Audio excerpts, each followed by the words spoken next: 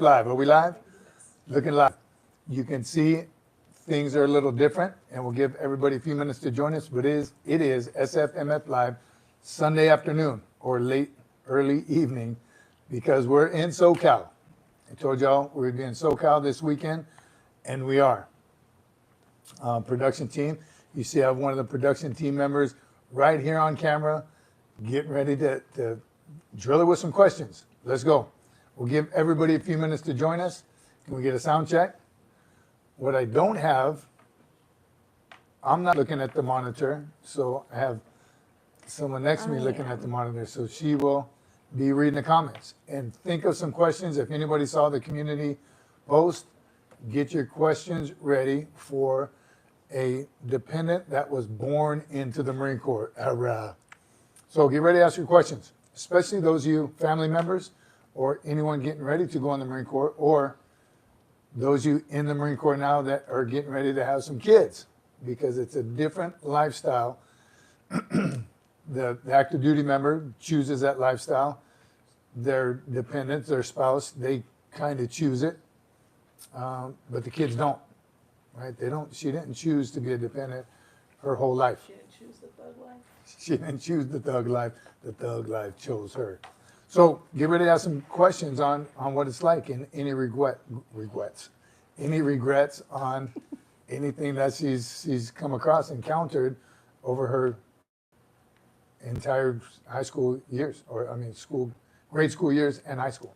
So SFMF Live, Sunday, 1600 on the West Coast right now. We are in SoCal. We got some checks here. See what's here. Carlos Diaz. OG Street Racer. OG, good to see you, brother. Is that Randall? Yep. And again, I'll give it a few minutes. Here, USMC Annie Benani, better get working on them essays. What's everybody drinking? That's what we want to know here shortly, and then we'll start the Q&A. I got some old California coffee. It's delicious. Welcome, everybody. Again, it is Sunday, so if you haven't spent time with God today, make sure you get some in. We're going to get ours later online. We are in SoCal.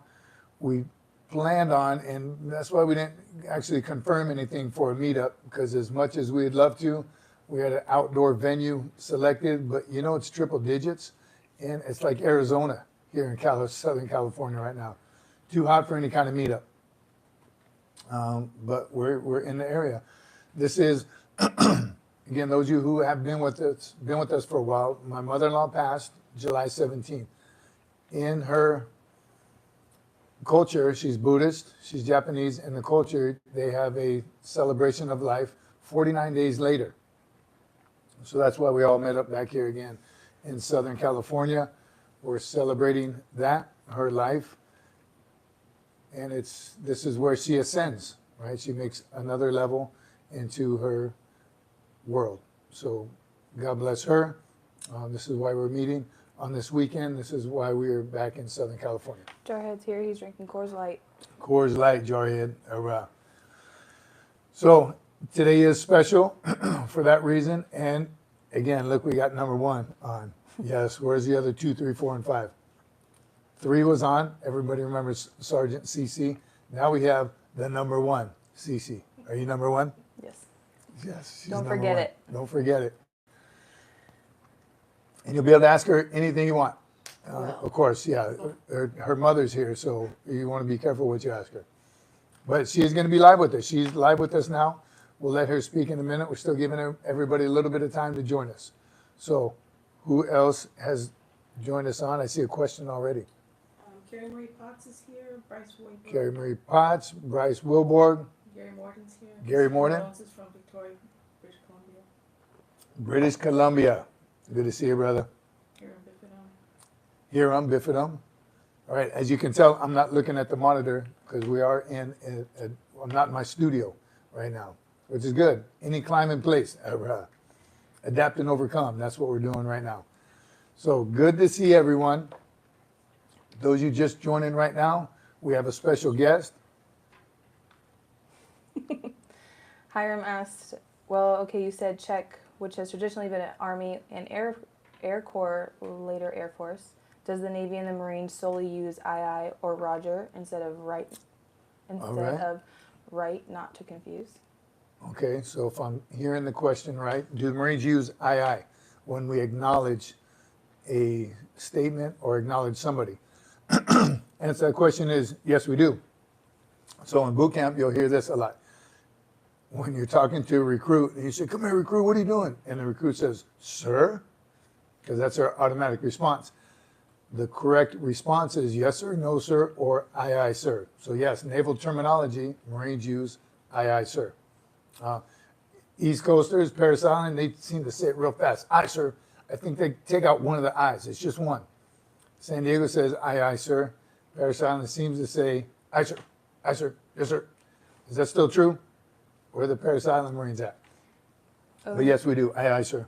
OG Street Racer says, sorry to hear Cece. Tell Janet sorry to hear about her mom. That's a tough one. Thank you, brother. And she heard that she's here with us. Appreciate you. Lake Cookie's here. Lake Cookie. Good evening, Cece clan. Wow, the first baby Cece. Been a long time. That's right. The first baby. You can call her number one. She's number one. Been a long time. Yes, that's right. Luke Smith's here. Brad H is here.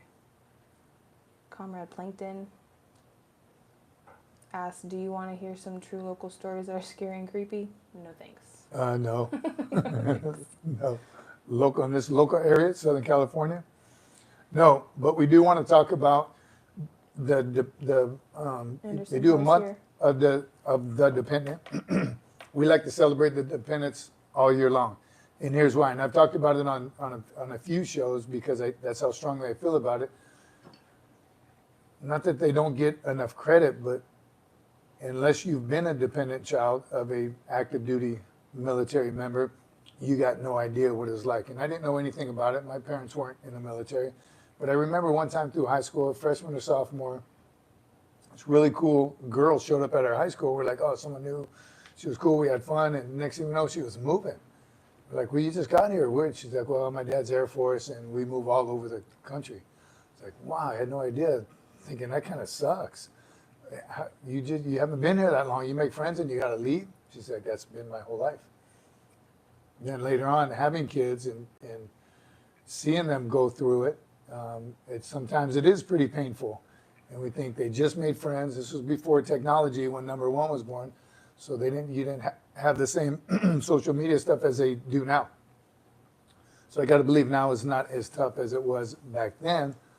But, and ask her later, any regrets? Because now she has friends all over the country, right? She's been to a few different states, just 2 different countries, right? Japan. Mm-hmm. But 6 years spent in Japan. So through grade school, high school, and then came back to the States to graduate high school. So again, I'll let you answer the questions. I won't take all of her thunder. Anderson Ho. Shout out Anderson. Shout out. Anderson Ho, shout out. He said, good evening, warriors, dropping in for the knowledge, motivation, and inspiration. What's that one called? Super chat. Super chat, Anderson Ho. Thank you very much, brother. Ever get some. All right, so. JTB's here. JTB, just prepping the battlefield. So. Old Jyrene. He called you shooter. JT, all right, okay.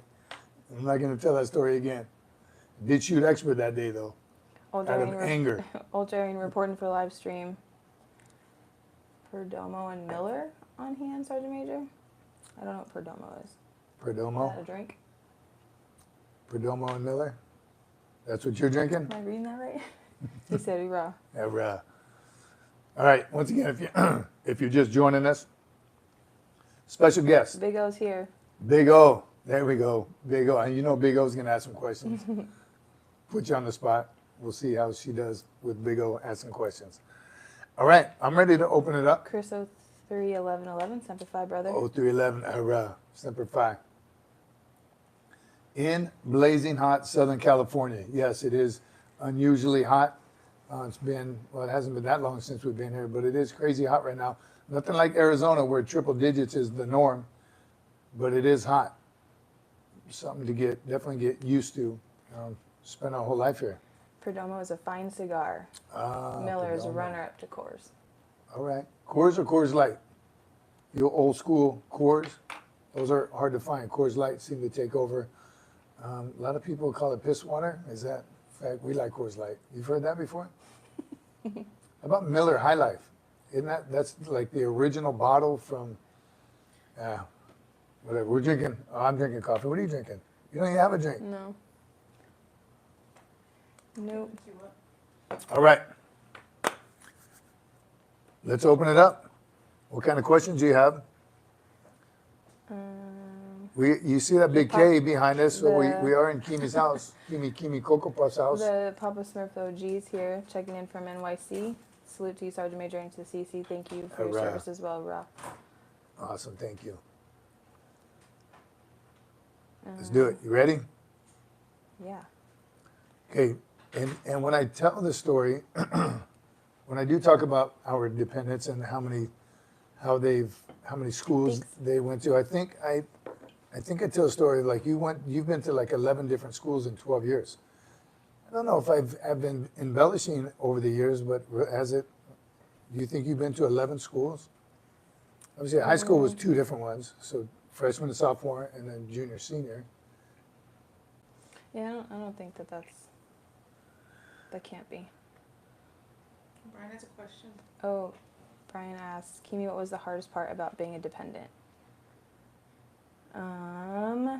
Hardest part, I think at the time would be moving around all the time.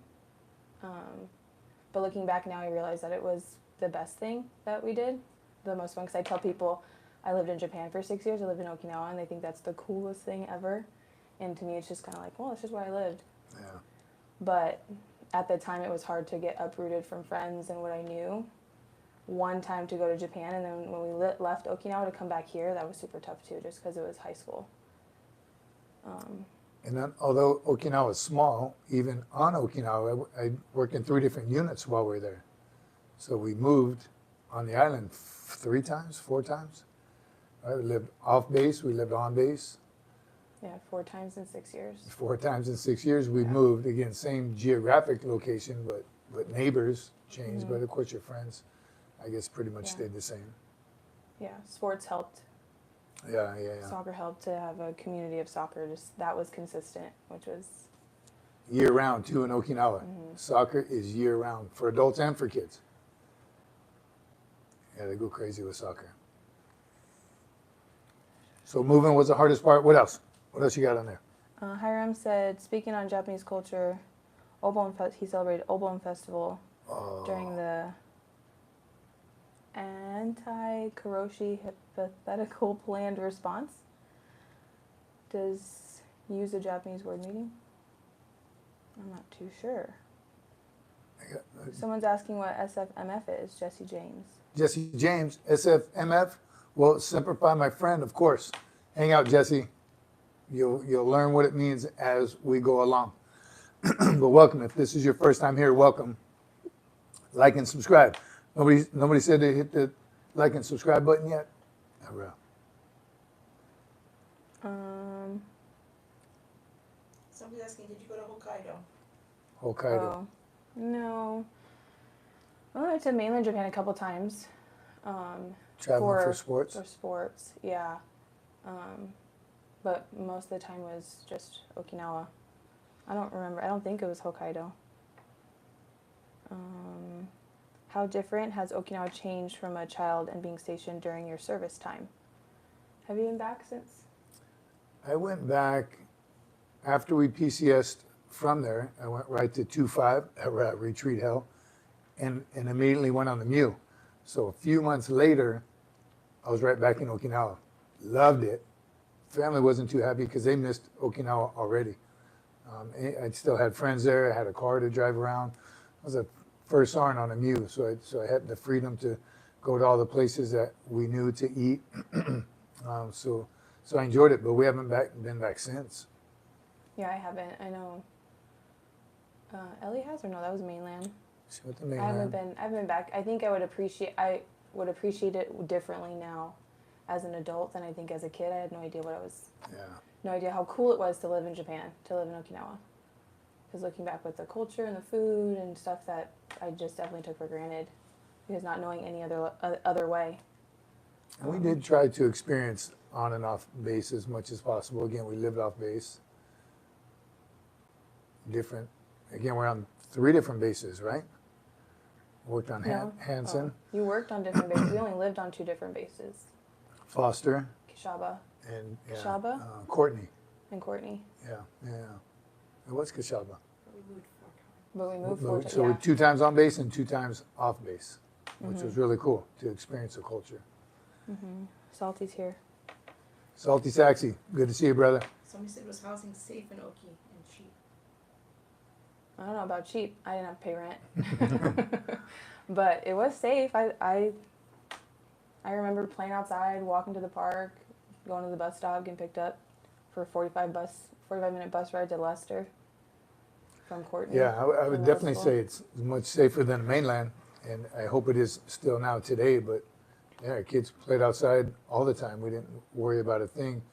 And Sergeant Cece was a baby there. She went to kindergarten, preschool.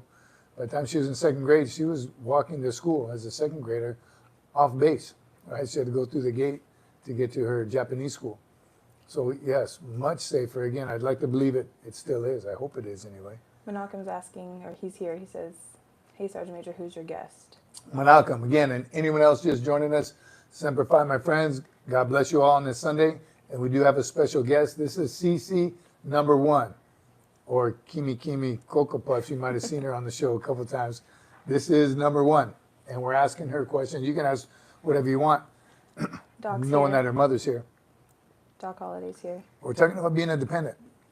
Oh, sorry. We're talking about being independent and what it was Focus. like growing up her whole life. Again, dependents don't choose that life. The active duty member does, and the spouses do sometimes if you get married after you join. So you kind of know what you're getting into, but the kids don't. They get born into it, they're thrust into it, and they just got to kind of survive. So any regrets is something that I always like to ask dependent kids. Did you hate it, moving around state to state, country to country, base to base, or are you able to adapt and overcome and find the best out of all of it? Do you have an upper edge on people and sports too? I think so. I think being able to adapt and overcome quickly and just kind of roll with the punches wherever life takes you. I think being a military brat definitely trained me to do that, because if I stayed in the same house, the same city, state my entire life, never left the country, I think that I would be a different person. But moving around definitely shaped who I am today. I always kind of envied those people who still have the Yeah. same phone number from when they were born. Or like visit their old bedroom when they were kids. Yeah, same house, same school district, same everything. And you obviously your neighborhood and your city changes with times and it develops, but living in the same, and then I kind of think, man, how boring would that be? I guess it depends on where you're from. Yeah. But both my wife and I moved around a lot. She was a dependent also, so country to country, state to state.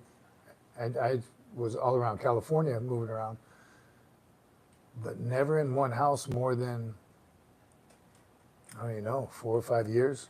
Frank Olivares is here. He said, in Oki, did kids go to American school or Oki school?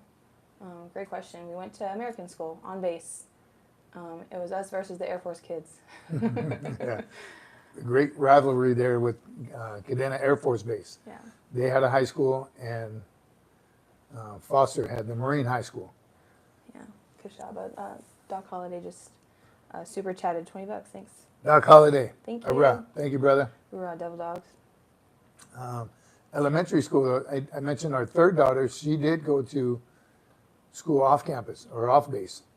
Kindergarten, Yeah. preschool too? Preschool, kindergarten, 1st grade. And then 2nd grade is kind of when we PCS'd, so she didn't finish 2nd grade over there. That was pretty interesting.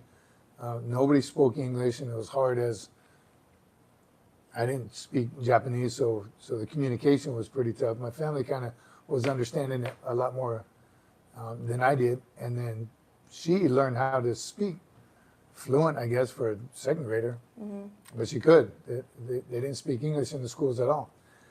Did you see Brian Toller? Is it Kubasaki High School? Kubasaki, who is in Kubasaki? Brian Toller says, hello, you said you were stationed in Okinawa. Kubasaki High School in Kadena. It was on Kishaba. It wasn't Kadena.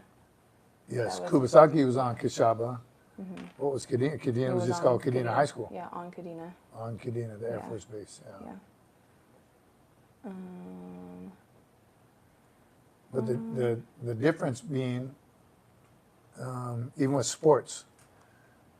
So Kimi played soccer her whole life. Mm-hmm. And again, it's year round. The weather permits it, first of all, in Okinawa. So she played soccer year round. And when there wasn't high school soccer or club teams, she played on the intramural teams with the men, with the units when they had their teams. And we were all referees by then. We were fully immersed in the soccer community in Okinawa. So it was awesome, and which led to her later on in life receiving a soccer scholarship for college. So it definitely was would that have happened somewhere else, right? Would she have been that immersed in that much soccer? Again, you never know. Malcolm asked if I'm a Marine too. So you look like a Marine? But pretty close. As close as you can get. That's right. That's right. No, Did you ever think about it? Did you ever consider it? No. I want to be a professional soccer player. That was the Mia Hamm days when she was in high school playing soccer. We went to the World Cup, many soccer games as we could. Fully immersed. Doc Holliday asked Sergeant Major, were you there when the drill instructor passed out? LOL. Okinawa? Saturday? Was he there Friday? Oh yeah, Doc, were you there? We did see a comment that I was there. Were you at? So for everyone else, we did go to graduation on Friday. Kilo Company 3rd Recruit Training Battalion, MCRD, ERA, Killer Kilo. We went to that graduation. I happened to be able to fly in that time, and we caught it that next morning. So one, Doc, were you there? Is that what you meant? You were there with us? Did a community post showing the program and the parade deck and any opportunity. In fact, any of you, if you ever have an opportunity to go to either one graduation, East Coast or West Coast, it's pretty awesome. It does. It kind of puts you in like you get re-greened, and it's motivating. And of course, you're watching stuff if you've done an entire career. Make sure the color guard kind of, he didn't mess up, but he almost knocked his cover off. So it's enjoyable. We didn't know anybody graduating, but just to see 608 new Marines walk across that parade deck is pretty awesome. So Doc, did you mean you were there? Doc said no. He moved to Oklahoma. So I didn't see a drill instructor pass out. Saw one recruit, one new Marine, and he didn't even hit the deck. He knew he was getting woozy because it was hot. He walked himself off deck into the stands. I didn't see anybody pass out though. Annie Banani asked why didn't you join junior ROTC? Good question. I was too busy playing soccer. Pretty much, because they had Kubasaki had a great Marine Corps Junior ROTC program. Like award-winning. Award-winning, top McNair. was killing it. Been there a long time. Very good program. And her friend was, one of her best friends was in the program. But yeah, she was soccer 24/7.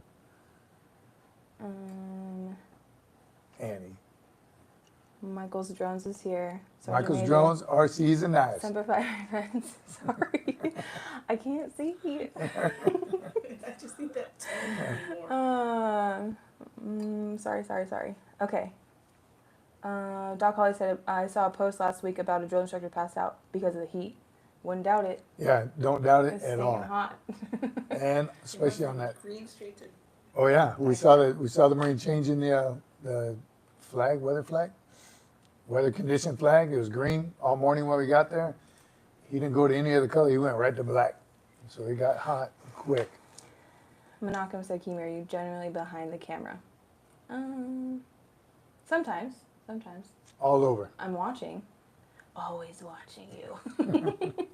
She doesn't always like the videos though, to find out. I just learned how to do that. No one's telling me. Jared, is it hard to get through the gate since we are now slimy civilians? Great question. And 9/11, of course, changed a lot. But I think you just have to have an ID, and if you are civilians, You just have to go into the pass house and sign, make sure you have registration and insurance That on your just car takes a long time. and a driver's license. Yeah, you got, it's inconvenient, Yeah. but I think you get, and I don't know if bases are different.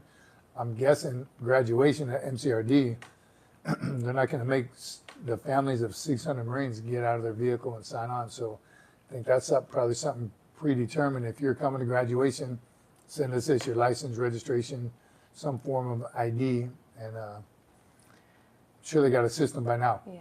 Nelson Reyes, thank you. $20. Thank you for your service Nelson to your Reyes. great country, Devil Dog. All right. Thank you, brother. Simplify, my friend. Brian Toller, I loved Okinawa. I thought I was going to graduate from high school there, and my baby brother was born there too. Nice. What Yeah. years? What years was that? Um, We loved it. We absolutely loved Okinawa. I think I told y'all before, I was trying my first duty station. I was trying to get California to be near home, get Camp Pendleton. They sent me to Okinawa. Didn't even put it on my list. Didn't know anything about it, but that was my first duty station. Loved it. Never regret it, and that's why we were so adamant about going back with my family. Doc's selling the big green is on sale. The Big Green? Green Monster? Green Monster? Is that what you mean? Cop one, link in the bio. Is that the production team? Yeah, Salty's saying that everyone's concurring with Salty. The link is in the bio. Brian Toller said from 1981 to 1985. Wow. Wow. Okay. Yeah, that was before our time. Yeah. We got there in early 90s. No, late 90s. Michael Jones said Devil Dogs Engineers Up. Engineers up. Who's that? JTB, Michael Jones. Michael Jones, JT. JTB, 9th ESP, Camp Hansen, 95, Ever. 96. Loved it. Yep. So of those 6 years in Okinawa, Uh-oh. Sorry, Lake Cook. what do you say? Who's the bad cop, good cop, mom or dad? You can go ahead, tell them I'm the hammer. Get out of here. The hammer. What I say goes. Yeah. I'm the I hammer think when he she knows the lets me. answer. I think he knows the answer. I think That's he it. knows. He also said Oki was great. Oki was great. It absolutely was. And of the 6 years, again, I moved around duty station to duty station. Started at the Staff NCO Academy. That was very cool. I had no intentions on ever being an instructor, but when I graduated the Staff Academy in Pendleton, they asked me, "Hey, we have an opening in Okinawa. Would you like to go?" And my family was like, "Heck yes, let's go." So did 3 years at the academy, like 2 years, 2.5, and then went to 9th ESB. Was a company gunny there for, I don't know, again, about 18 months, a couple field ops, and then ended up at Kinzer. Kinzer? What was that? Last duty station was Kinzer with Material Readiness Battalion as a first sergeant, which is great. Again, being able to move around. We had that discussion last week on the differences between the two. Doc Holly said he got his Green Monster SFMF sweater and sticker pack. He's really repping it. Awesome. It came in? Doc also said, Sergeant Major, you wear the pants, but she just tells you what color to wear. That's right. And when to wear them. Lake Cookie knows. Lake Cook said BS. He knows. He knows. It was one of those questions he already knew the answer to. Yes, that's why my kids are so good. I would come home from a deployment, a field op, and be the fun dad. It's tough being the fun dad. It's not all what it's cracked up to be. Brian Toller, I remember I ran away from home and failed to realize that the island was 68 miles long. Dang. Quick way to find out. And isn't that the thinnest portion of the island? Is like 1.5 miles or something, 2 miles? Okinawa or Japan? Oh, I don't know. Okinawa. Yeah, same. Like the shortest distance in between north and south of Okinawa is like 1.5 miles or 2 miles. And 68 miles long. Carlos Diaz asks, were you a chesty pull or tap a Marine? Was I a chesty puller? I'd like to think I was. So, and here's what I did. And Lake Cook, it's diming me out, but I tried to never, ever bring work home. Never. And people ask the girls all the time, your dad's sergeant major, your dad's I bet he's when he gets home. I never was. I did that at work. Right? I don't want to stay at work all day yelling, especially when I was a drill instructor. Did I bring that home? No way. So I want to believe I left it all at work and purposely didn't bring it home. Right? I was never that guy. No, but you did come home with your voice gone multiple times. That I do remember that. happened quite a bit. But never brought it home. And you hear, and I mean, everybody's their own person, but you could also tell that they grew up in a household of discipline and responsibility and maturity.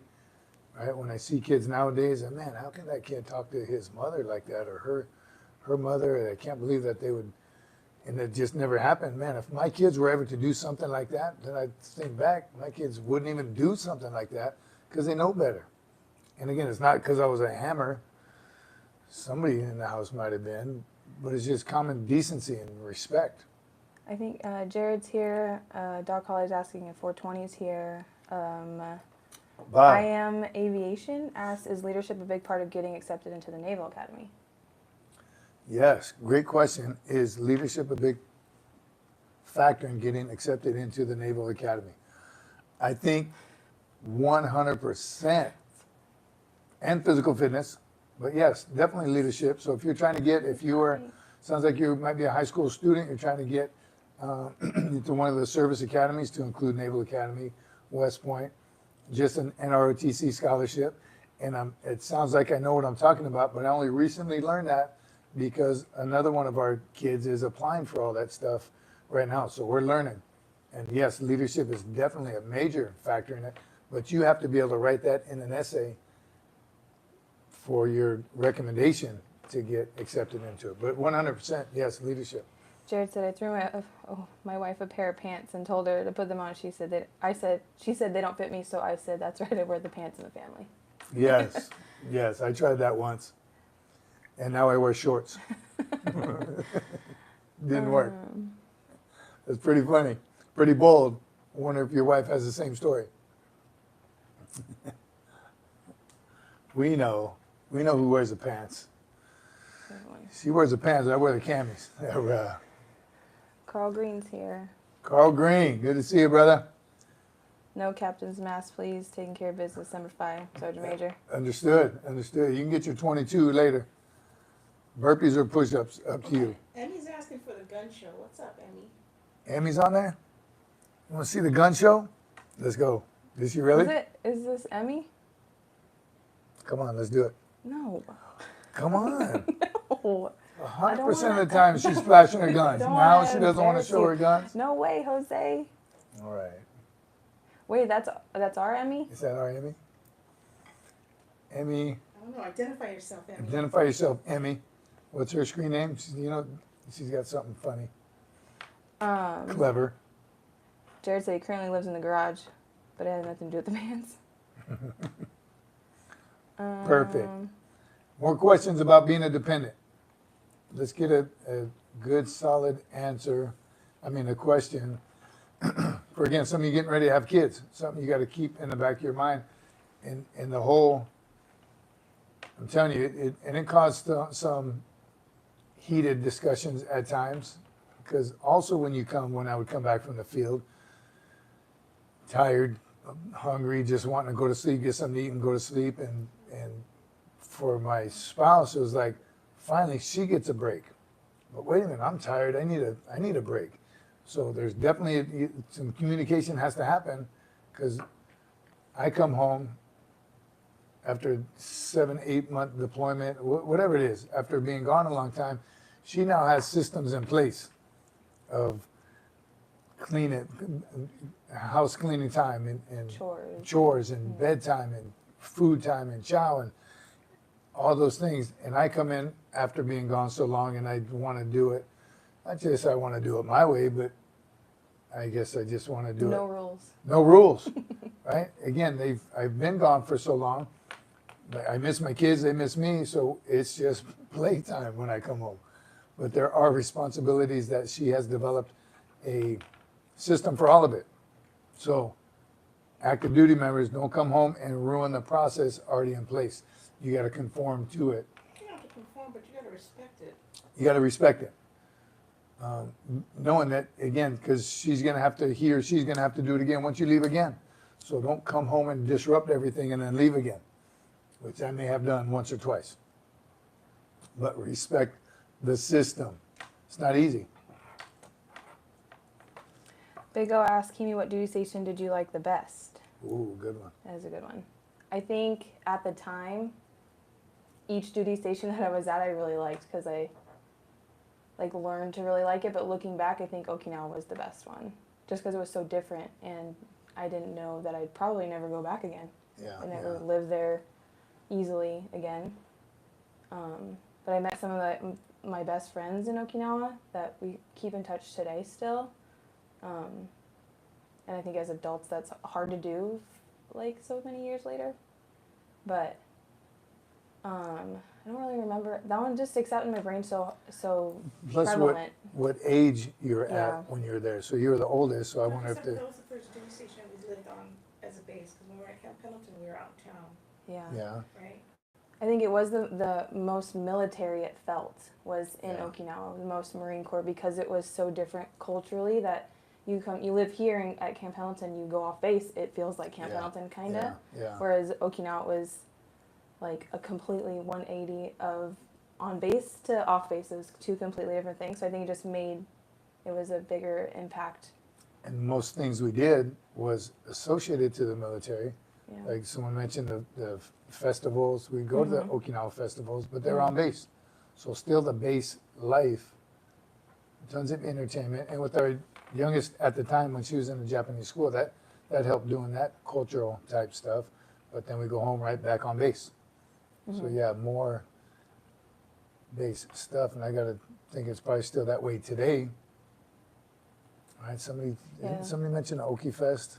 Yeah, and I think living on base too was kind of crazy. Remember Courtney House? It was like a barracks, Yeah, a 2-story barracks. I remember that yeah. was Old concrete. old and yeah. But walking around and again going to the PX on their own. Right, it's not like 7-Eleven. Kinda, Different. but it's on base. Yeah. I think that one was my favorite. Yeah. Just because I think people are the most impressed when I say that I lived in Okinawa. They're like, you Yeah, lived in yeah. Japan? That's so cool. So it's a little bit of a flex. Yeah. And it was fun. All right, what else you got? Sorry, I missed some of these. Evan Daniel, sir, how can I prepare for OCS? All right, another OCS question. So you for sure are going, you've already graduated college? Let's say you're still in high school. I want to say it's almost the same as enlisting, physically fit and mentally tough. The difference at OCS is in boot camp, granted, they don't all want to be there after the first couple of weeks, and some kids try to get out of boot camp. OCS, the mindset is they're going to do everything they can to not get kicked out. So that a little bit of mentality shift, if you make it to OCS, then you got to do everything in your power not to get dropped. So physically fit and mentally tough, I think that's in life in general, but any of the military branches, you have to be prepared for both of those. So going to OCS, I would talk to as many officers as you possibly can prior to going. And I say it all the time, the more you know before you go, the better off you'll be. And then talk to enlisted also. We talk about, people have been asking quite a bit recently, what do you recommend, officer, enlisted? Here's the thing, everyone is different. And why are you going to OCS? That's what you kind of got to look at yourself is, what makes me want to be an officer? Is it for pay? Is it for different job opportunities maybe after? Throughout my career, people say, you should go to OCS, you should become a warrant officer, you should do. I enjoyed what I was doing way too much to change anything. So I never would have. My daughter, on the other hand, she's enlisted. I want her to eventually go officer. Once she's done doing all the cool stuff she wants to do as an enlisted Marine. And then another daughter is, again, I told you, applying for colleges now to go to service academies or NROTC scholarship. So how to prepare? Roundabout way is saying you need to prepare yourself, but get as much knowledge as you can. Physically fit, mentally tough, that will never change. You have to be prepared. Frank Olivares asked, do wife and kids fly to and from Oki in a civilian plane or flying What a great Tiger? question. Tiger Air Force? That is a good question. I remember flying Space A. Yeah, so getting there, you're on orders, so it gets tasked out to civilian airlines, right? So we flew there. What was the main one we used to always use? And I think they probably still do. What was the main airline? I don't remember. Still, yeah. But you'll get civilian flight there, so you're flying with civilians. Now, Space 8 flights, once we were in Okinawa, we used it quite a bit. Went to Korea, mostly Korea, but even back to the mainland, we'd come back every now and then. Patriot Express. The Patriot Express, sometimes my kids have flown on C-130s, and she may not remember all of them. I remember C-130s, one. What was the one where they were refueling in the air? that was probably That was C-130, miserable. in cargo nets as seats, Yeah, yes. right? So family with our kids, and the best part was the airmen were the flight attendants, and they'd walk around and bring you a boxed lunch. That was cool. Yeah, sometimes they were seats, sometimes they were cargo nets, depending on how the plane was configured. Bathroom was a curtain. Yeah. The bathroom was a little toilet hanging off the side of the airplane, and you just put the curtain around you. It's not terrible. It's because it's meant for obviously for the military people using those planes, but Yeah. Yeah, Just catch a ride. That's what you Yeah. gotta do. Yeah. Space A, space Space A, available. If space there's a space available, they put you on there. They've flown in a 141. We flew in a hospital ship. Did we have kids with us? One time we flew to Korea on a hospital, the kids were with us too. Where they had the beds hanging. No, I don't remember that. I think it was just, Yeah. yeah. No, we flew to Hawaii though from California with these two. Yeah, so they've been on military planes, Yeah. but when you PCS there, you get plane tickets, and it's a comfortable ride. Doc Holiday asked Kimi, how hard was life moving around having a sergeant major for a father?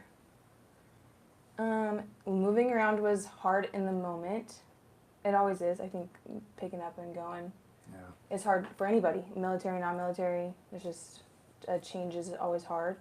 But I think that we became so accustomed to it, or at least I did, that it was just like a new adventure, a new thing. I think when you became sergeant major, I think civilians or non-military kids, and when I would tell people you were sergeant major, they'd be like, you pretty much owned the Marine Corps in their brain.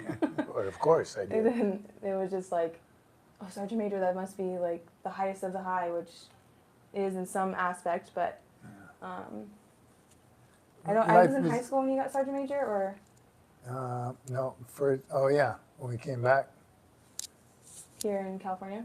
yeah, to first sergeant in Okinawa. So before we left, that's Yeah. why we left. I guess I was the first sergeant for the last year in Okinawa, and then when we got back to, after 2-5, so I did 2 deployments, still a first sergeant. I think there were some perks to you being a sergeant major. Yeah, there was, and I guess as the kids, as the dependents, they may not recognize it right away, but there's a lot of things, I didn't have to do, and a lot of things that I was able to make it easier, right, for the kids, and again, whether they recognized it or not. Yeah. Good question, though. That's interesting. Menachem said cargo net sounds kind of fun, to be honest. I think it was, right, and at some point they were like climbing on the cargo. No, the refueling is like a nightmare. I remember like singing to myself. That's never for Like, anybody. Just doing this in the air. Like, why You didn't can you smell fuel it. up before we got off the ground? Why didn't you check for gas before? That was that, yeah. They're practicing. I know, for what? Yeah, for training. Land this bird. That was from Travis. Yes, it was already a miserable trip. We stayed at Travis Remember, yeah, we had to for stay. 3 days. We were in Yes. that airport. Yeah, you weren't in with us. We were in the Oh, I did a Travis. Travis like trip. Category 5 or 9 or 8 or something. We're like at the very bottom of the Yeah. barrel. Travis Air Force Base. Didn't I drive up there though? For Nope, not that time. No, oh, we lived in that airport for 3 days. yeah. Granddad dropped us Yep, Granddad was there, and then they stuck us on the trunk of a plane. So yeah, those experiences Yeah. right there. I That, mean, I'll never forget that. I tell Yeah. people that all the time. I ask people. That was with the big box. Yes, I remember sleeping on a literal box. was it that Sawzall that you carried? Probably. Yeah, that was just. I just remember it being miserable, because we had already been like uncomfortable for days. It's hot in Travis. Yeah, and And living at then- an air. We had to sleep on those In chairs. the They like put us in the the second kid room terminal, or yeah, something. There was like 'cause you guys were little. But lazy we didn't- boys. If I didn't have you guys, I'd have been stuck in the yeah. in the jet Terminal. pod. Yeah. So definitely yes, get to experience. Old Jareen couldn't imagine climbing over the bulkhead on cargo nets down to the landing crafts. World War II Marines were hardcore.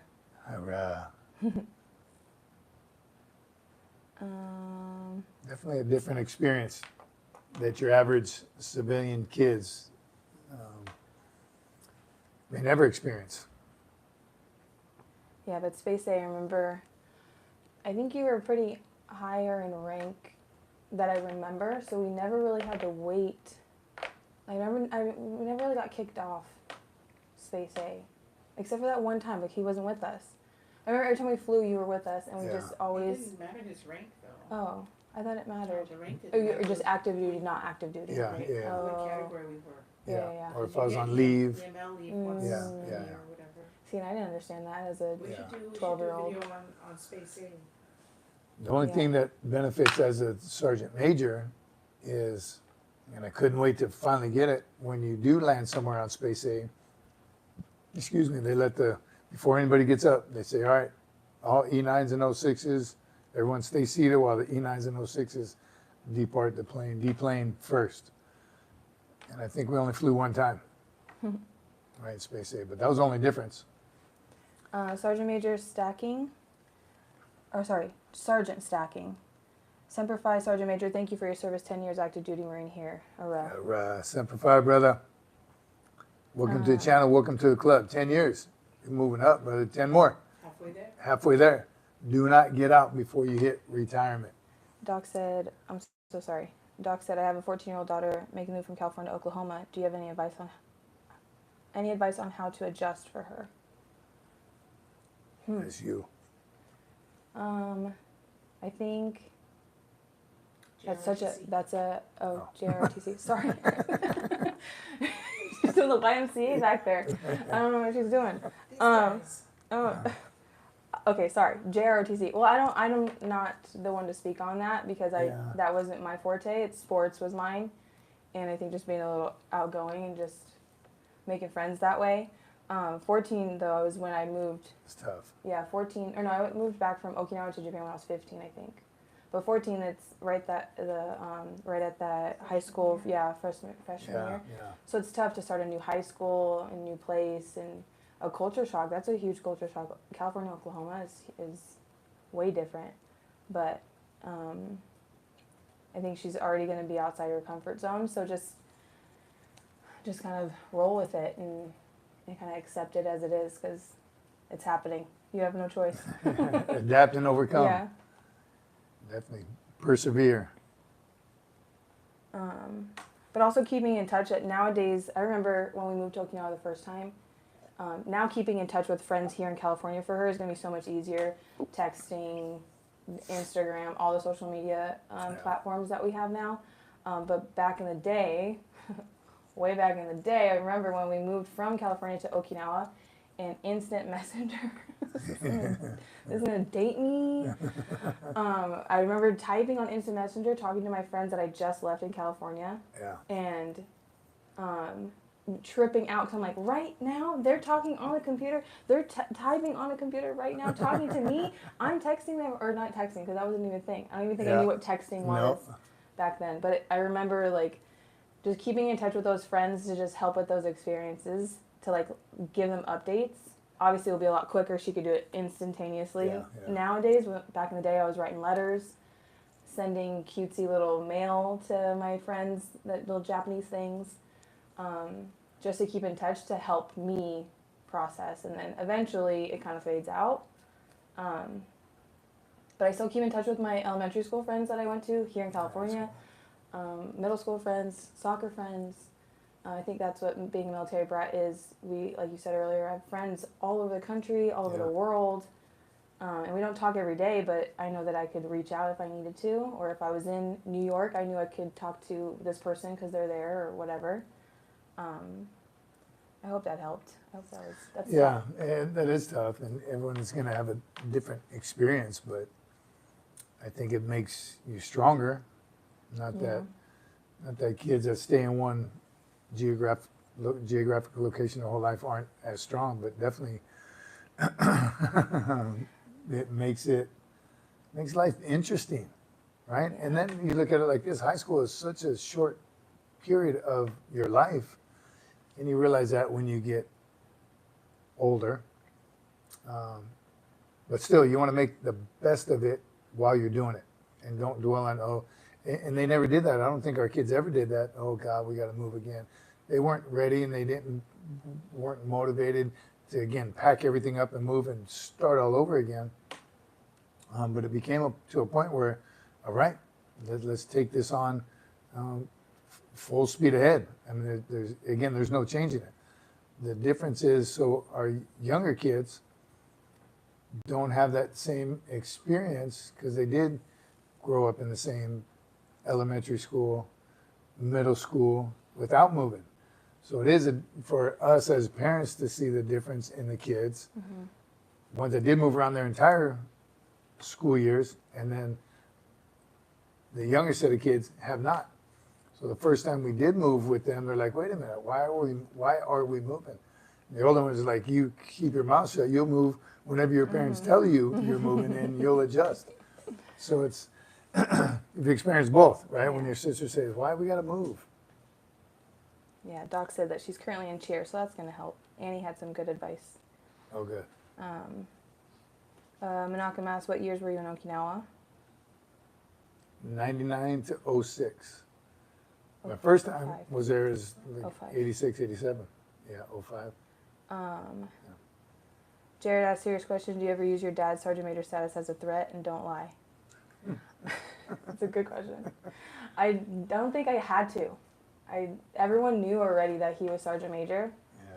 So it wasn't like I needed to be like, I'm going to tell my sergeant major dad. I don't think I ever did. I would just be like, I'm going to tell my dad. Maybe. Yeah. You're in high school. Yeah, I was in high school. And like I said, people knew already. Like, Yeah. that you were sergeant major. Like, it kind of spoke for itself. So I didn't have to use it as a threat. And Tell the we're- story of when somebody asked you to snowball and Daddy was deployed or he was training, he was in 29 pounds. Share that story. Can you Yeah, say to his ask name? Starbucks date. for Remember somebody wanted to take you to the snowball dance? yeah, but I don't remember which one it was. Let me say his name. No, please don't.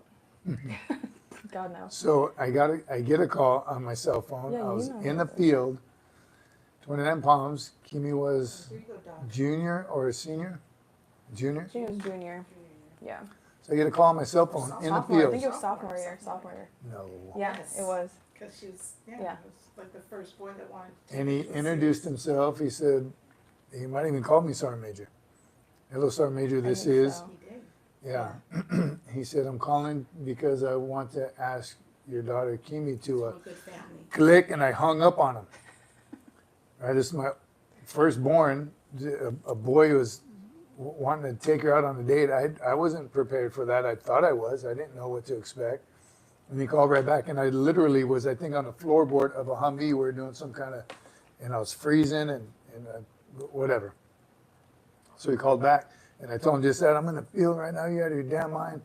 Hung up on him again. Look, I did this because that's the kind of phone I had. That you closed it up. That's how long ago it was. I hung up on him. Hey. Hang up. Don't do this.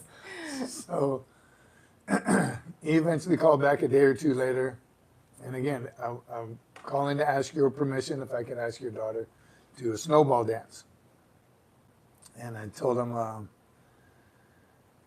Can't take you out. Yeah, I said, I'm in the field right now and 29 palms. And, he's like, well, I know you'll be back on this date. So he obviously got some scoops from somebody. So his family Because was, Kimi didn't want to say yes right away, so she Yeah, was blaming it on you. yeah. yeah, Yeah, she that's told my him, dad. Yeah, right? so you have to ask my dad first. Yeah. So he did. Yeah. I said, all right, you know what? I said, one, if I give you permission to ask her, she says no, you leave it alone, you drop it. I said, but if she says yes, I got to know I got to know how you're going to act on a date. So first you're going to take me on a date. So he said, when, sir, where do you live? And what time of day? I said, you figure all that out. Figure out when I'm getting out of the field, figure out where I live, and how bad do you want to take her to this dance? Boom, hung up on him again. Stop. So Yeah. by the time he called again, he said, sir, okay, I know you get back on this date, OPSEC. He said, if it's okay, I'll come pick you up Saturday morning and take you to this lunch place, whatever. I said, all right, let's do it. So he does Saturday morning. He picks me up and I change it. I said, no, I'm not going to a restaurant or lunch. I don't remember where he said, but we went to a Starbucks instead. And that's me, and now I'm wargaming this. I got to make sure that I'm in control of the whole thing, so I can sit him where I want to sit him, and I can pay attention. We're not having a waitress always interrupting us, so I wanted to focus just on him and let him know how focused I was. So we did. We get there, and of course I put him with his back to the wall, so he had no idea what was going on. And I said, all right, here we go. I'm going to talk about me for a minute, talk about my daughter for a minute. I said, then you are going to talk about you for 15 minutes. Go. And they just stared at him just like that. So a little uncomfortable. I kind of manhandled him around a little bit. And as I had it planned, you would think I would have set this up.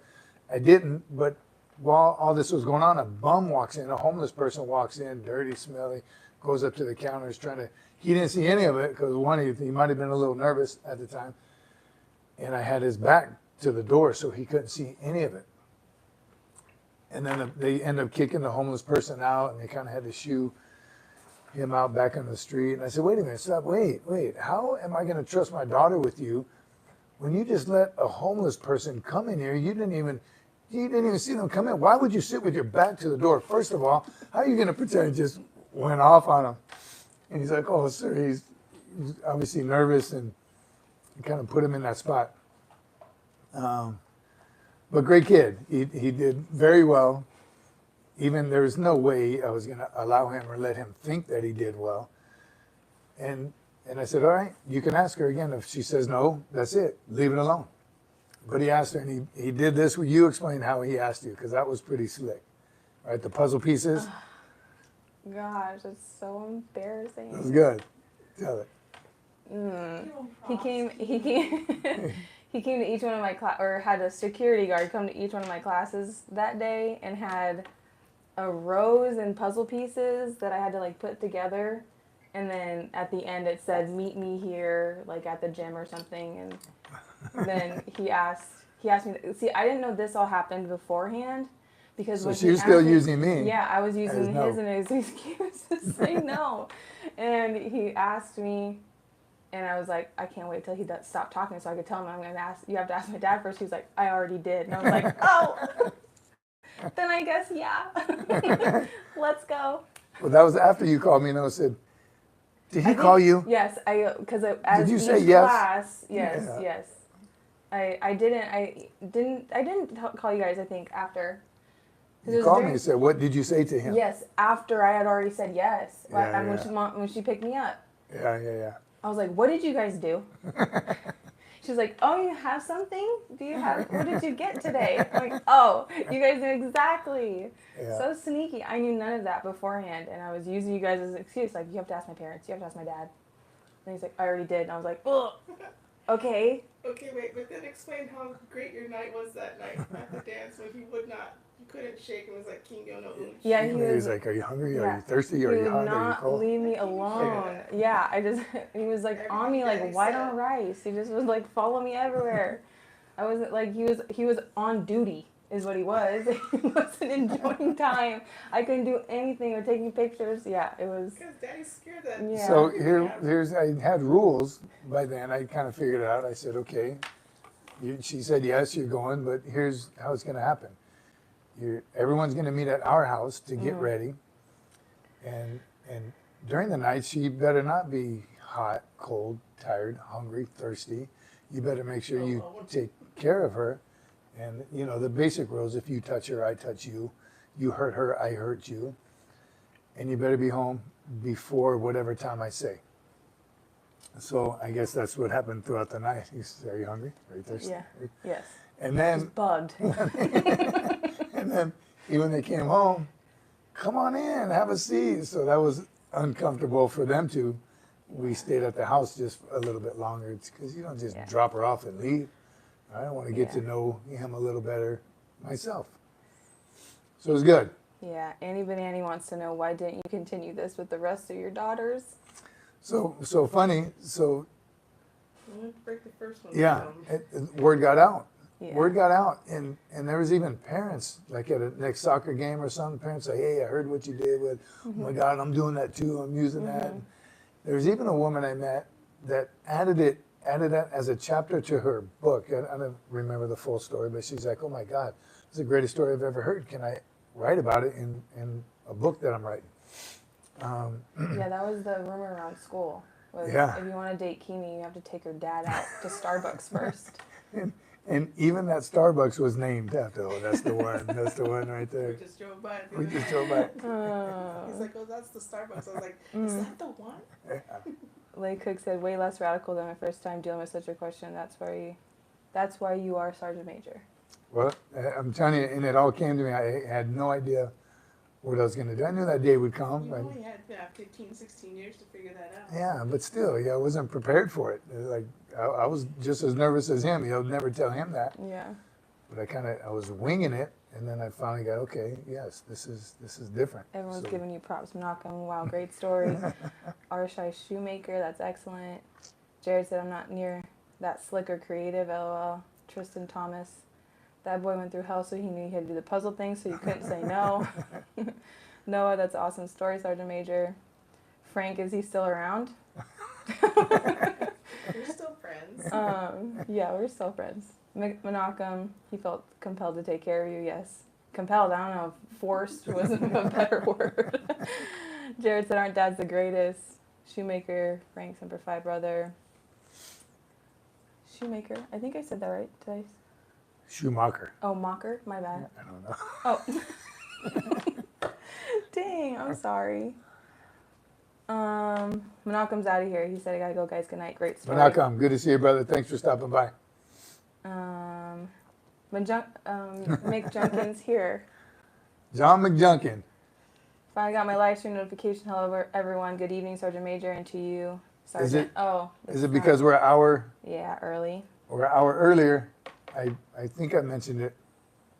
I think I did. Sundays, right? Sundays, 1 hour earlier. We're in SoCal right now, so we started at 1600. I think it's been an hour already. Where's Carl? Carl's here. He said, hey, John. Doc says it's never easy to let your daughter go. I'm not in the military, just a military brat. Yeah. Yeah, everyone, I think. So you're gonna write it again. About to get a note. Oh. What? I don't know what I'm doing. So, yes, some. So, good question. Why didn't I'm just going to regret it later. Annie What? Banani asked why I didn't continue that with all the kids? Again, I didn't need to, and at that time, it was all brand new to us. It made me a better parent. You know, what I mean, I learned along with my daughter and all of her friends, and just different parenting styles. So, yes, I didn't do that with all my two other older daughters, their first boyfriends, but I just did have a better understanding Did you of pin a comment? what to expect and develop that relationship with whoever they were dating. So it definitely was a good way to start out, and I highly recommend it for any first time dads out there with your first daughter going on a date. It was great. And a great family too. Luckily he was a good kid, great family. That made it all the more easier, the better. Actually, it probably would have been easier if he was a punk, because I could have just told him no, beat it if he wants to live. He could have broke a bone on his body or something, but he was a good kid. Hi, awesome. Dylan. I am. Say hi to Dylan. Hi, Dylan. He said hi to you. To Kimi's mom. That's the production team. Do you want your daughters in the military? Asked Jesse James. Great question. So Kimi she never did JRTC. The military wasn't a thought. Excuse me. The second oldest did do JRTC for 4 years. So I kind of assumed that she would, but I never pushed it, or I never, you will be in the be in the Marine Corps just like me. I decided early on that support whatever they want to do, college, enlist, military. None of that really even mattered to me. And the second oldest one, again, I thought she was going to, and she entertained it for a while. And I tell the story as I missed her graduation because of deployments. I left like a couple of days, right before her military. I made it to her military awards night, but I missed graduation. And I think that kind of helped with the decision for her not to. And then I was gone when she had the opportunity to join. You know what I mean? So she kind of missed that window of, you know what, maybe this is not for me after all. My third daughter did JROTC all 4 years. And even, you've met her, Sergeant Cece, she got accepted to a couple different colleges, and she was going to go, that was her path. And then out of nowhere, she came home and said, I'm going to go see the recruiter, I'm joining the Marine Corps. I said, yes, hurrah. Secretly, I said, are you sure that's what you want to do? You better go tell your mother and see what she says. And as soon as she told her mother asked me, what did you say to her? But I didn't force it. I didn't push it on any of them ever. And even the two younger ones, whatever they want to do, I 100% just support that decision.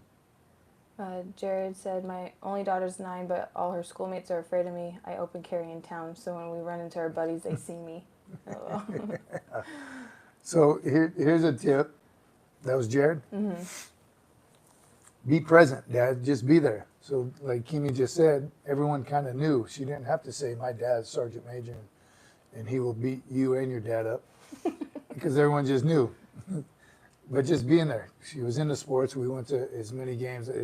In between deployments, I went to every single game and practice that we could. Heck, I was their coach for a long time. So just being in their lives, dads, just sets a good precedence. All her friends did know me. It's still today, all my kids' friends know me and who I am. And again, I'm not the Sergeant Major to their friends, but just being there, I think, helps tremendously. John McJucken has a question. I think it's for me. I think he thinks I'm someone else. I'm not Sergeant Cece. Yeah, she's not the Marine. Yeah, but she's number 1. Yes. 1 of 5. One of Yeah. 5, but number 1 But he of did. 5. Yes. Don't forget it. No one's gonna forget it. Just in case you didn't know. But he said he has a question for both of you guys. Let's hear Cadet Watkins asks, did either of you get severely sick on deployment? So me while deployed. Oh, so yeah, you're thinking of Sergeant Cece as well. Mm-hmm. I never did. I don't remember ever being so sick I couldn't perform duties. But in Desert Storm, I did have dental work, and I don't even remember what it was. But I had real bad pain enough to say something, and they sent me. I didn't even know where they sent me, but I remember being in this dental tent in somewhere in Saudi Arabia. It was the Navy, U.S. forces. But I remember at one point he was digging in there doing something, drilling, and he moved a little bit, and the floor it was wood floor, and it kind of creaked a little bit, and he like jammed up in my cheek, and he's like, sorry about that, I don't know who built this floor, so I just wanted to get that over and done with, and I think I even actually asked him, like please stop, I'll get this done if I make it back from Desert Storm, but never got sick from anything that I can remember. Yeah, you don't get sick in general. Yeah, I very rarely ever get sick. I don't like taking medicine. I just refuse to get sick. Dylan asks, I might have missed it, but how many deployments have you been on? So 6 combat deployments. Desert Storm, Somalia, Iraq, the 31st MEU, and 2 to Afghanistan. So, and that is a common question that people ask, but what nobody thinks about, well, I don't know if nobody, but what a lot of people don't consider is all the field operations leading up to a deployment. So the combat deployments, yes, and that's added up. My kids added it up one time, and it came to 3 years, right? Total? And like total 3 years, It and was longer than that. over 3 years combined in combat. But again, what doesn't always get added up is a week, 2 weeks here in the field, 2 weeks here, and 6 months in here and on ship. I did spend plenty of time going different places on ship just for field operations.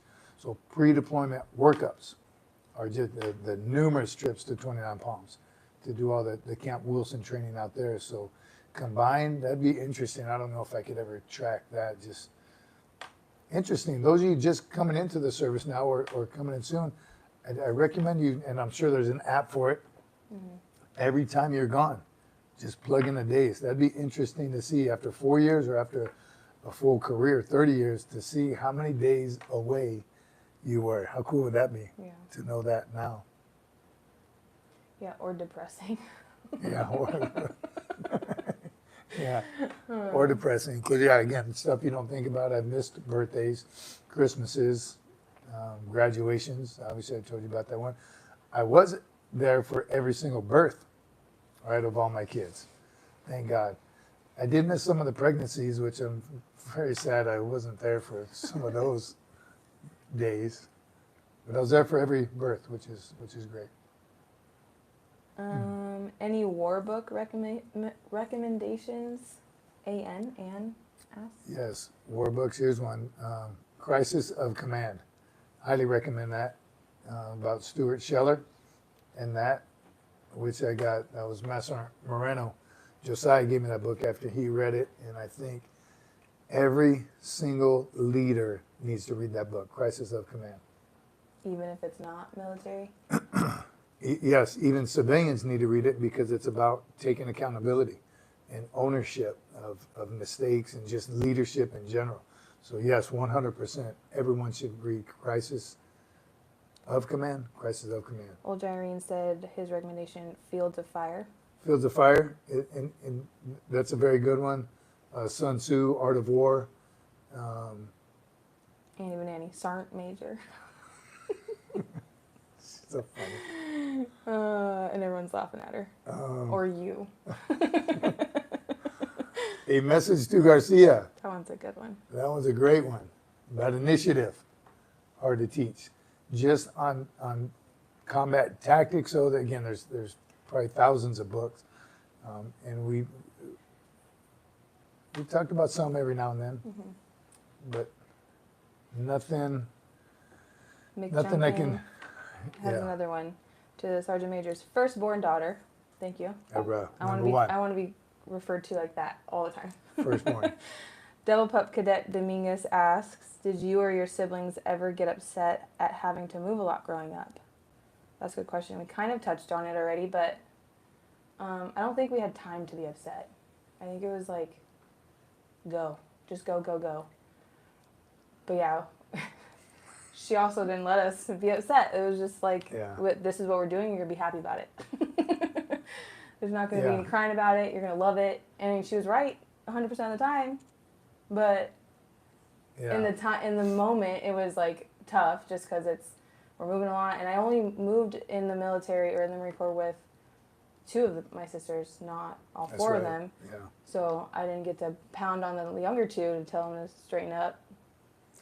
Yeah. To just deal with it. I'm talking to you 2. Do that again. I'm talking to you guys, living the life, not having to Different move, parents. different parents, different parents. Go ahead and share that experience. Because Jared said the same thing. His oldest, he said he had his first one at 23 and his last one at 43. So very similar timelines. Mhm. Because Kimi and Noemi are 19 years apart. Yeah, definitely a different generation, different parents, Rules. different what rules?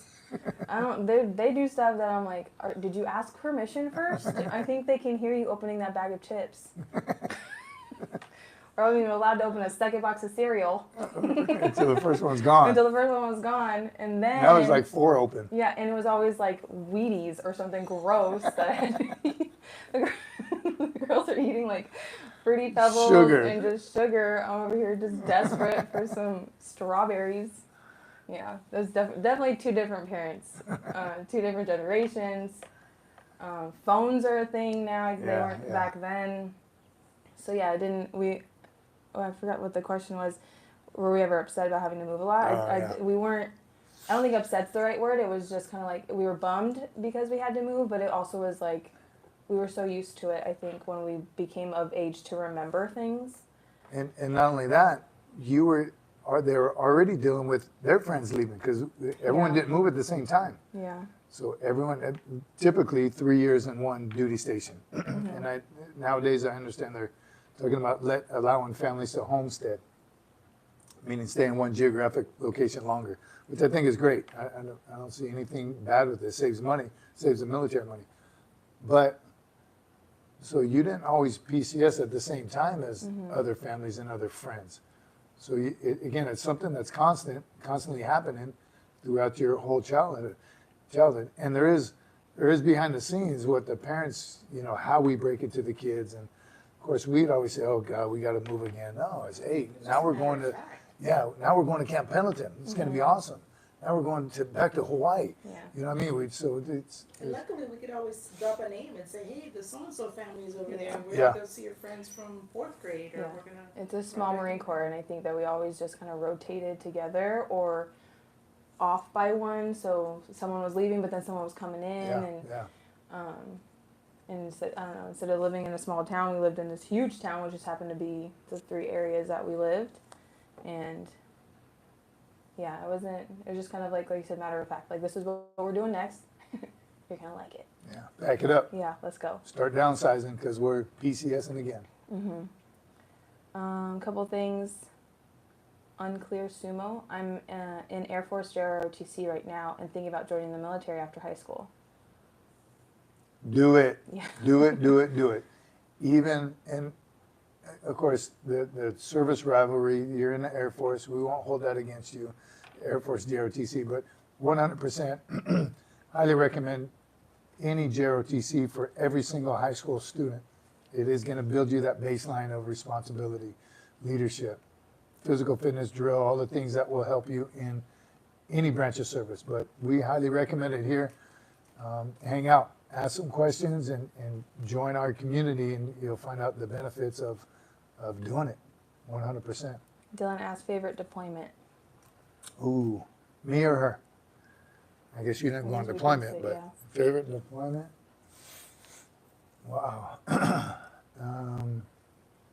I don't know if I have a favorite.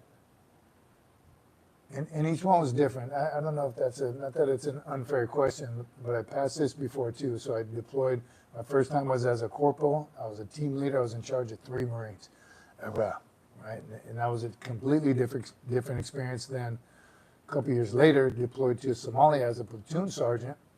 Now I have a whole platoon to worry about, different mission. And then years later, in 2005 to Iraq, now I'm a first sergeant, deployed to Iraq. Different, I mean, everything was different. Different technology, different vehicles, different weapons, different enemy. Then on a MU, where we spend 7 months on ship, again, so I don't know. And then my last 2 as a sergeant major. So which was my favorite? All of them. And you know what I mean? What a Marine answer. Yeah, I didn't not want to go on any of them, and I mean, maybe the producer's not listening right now, but I volunteered for a couple of them. because that's why I joined the Marine Corps, to deploy and defend my country. So I wanted to go on every one of them. Jared said, did Mrs. Sergeant Major ever say, wait till your dad gets home while Sergeant Major was deployed? No. She's laughing. Sorry. But I may have said, you wait till your mother gets home. Yes. Roles reversed. Sometimes they'd ask me for something, and I'd tell them, yeah, go ahead. And my kids would say, did you ask mommy? Yes. I didn't ask mommy. I said, you could have it. Eat that candy bar right now. Did you ask mommy? Eat it. I'd have to force them to eat Pop-Tarts for breakfast Yes. and lunch and dinner. Yep. And don't tell your mom. I'm a little behind. Sergeant Major Young Marine Deroldis asks, what was your biggest concern being a drill instructor or a senior NCO leader? My biggest concern as a drill instructor was knowing that the product that we put out was going to be a good Marine. And that was a huge challenge because we would see some things. I would see some things like, this kid is just not going to make it. He's not going to be able to complete his 4 years as a Marine. But he met the minimum requirements, so we cannot stop him from graduating. That was pretty tough. And even at the end of each cycle, there'd always be one Marine that the tough Marines that just graduated, the guy in squad leader is like, sir, how is he, he's graduating, he's going to be a Marine now, and he didn't do this and this part of training. So that was something to quickly get over, and hopefully those Marines did make it. But that was a concern as a drill instructor. And then just as a leader, as a senior NCO or staff NCO, we call it in the Marine Corps.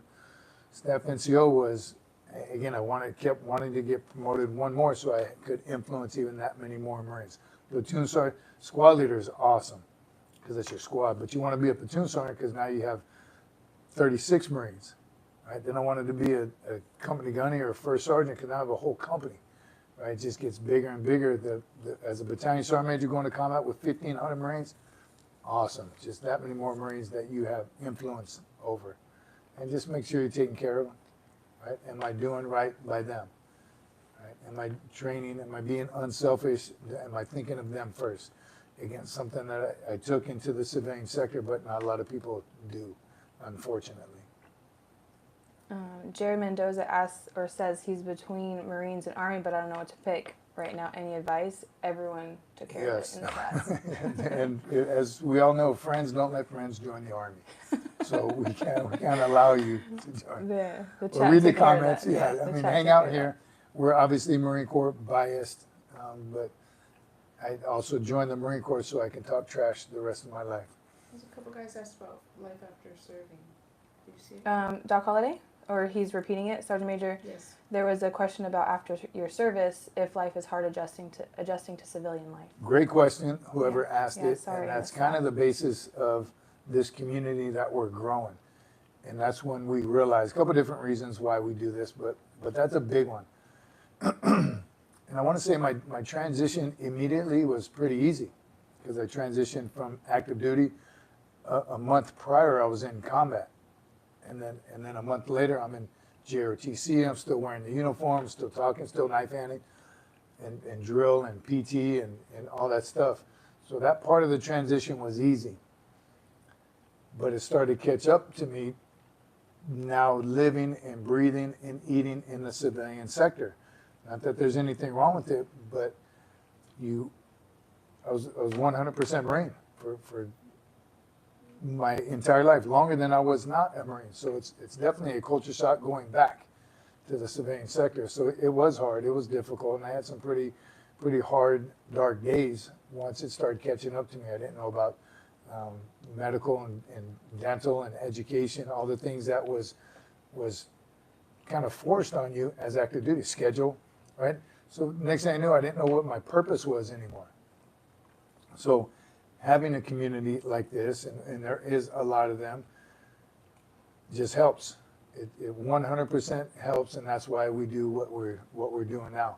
There's organizations, but everyone's life is different, right? When you PCS in the Marine Corps, go from one duty station to the other, you have a whole bunch of new friends, you have a place to live, you know where you're eating, you know everything that there is that you need to know. When you're released back into the wild, all of a sudden, where am I working? Where's my spouse working? Where are my kids going to school? Who are my friends? So it's definitely a tough transition. So just like with going in, the more you know, the better. Just the same as going out. The more you know, the better. So, and the problem is we don't know what questions to ask. I was a Marine Sergeant Major. I knew everything. Realized quickly that no, I did not. So ask the questions. 420's in the house. 420, Bob, how you doing, brother? Good to see you. Special guest tonight, number 1.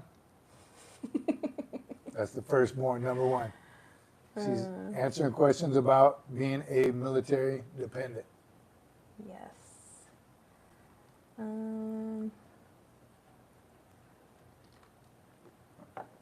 What else? Sorry, there's a couple, what's SFMF? Semper Fi, my friend. SFMF, if you know, you know. Obviously, most of the time we get those questions from non-Marines or non-military. Semper Fi means always faithful. That's a Marine motto. MF, my friend. Old Jareen said, when I got out, I couldn't believe how inefficient the civilian world was. It was an adjustment. It certainly is. I don't think much has changed either. I don't think it has changed either. And here's what I'm noticing again in the civilian sector is there's no transparency in the civilian sector. There's secrets, there's drama, there's in the Marine Corps, we didn't sugarcoat anything. In active duty, I kind of would like to believe all the services are the same, but you knew what people thought of you and they knew how you felt about them.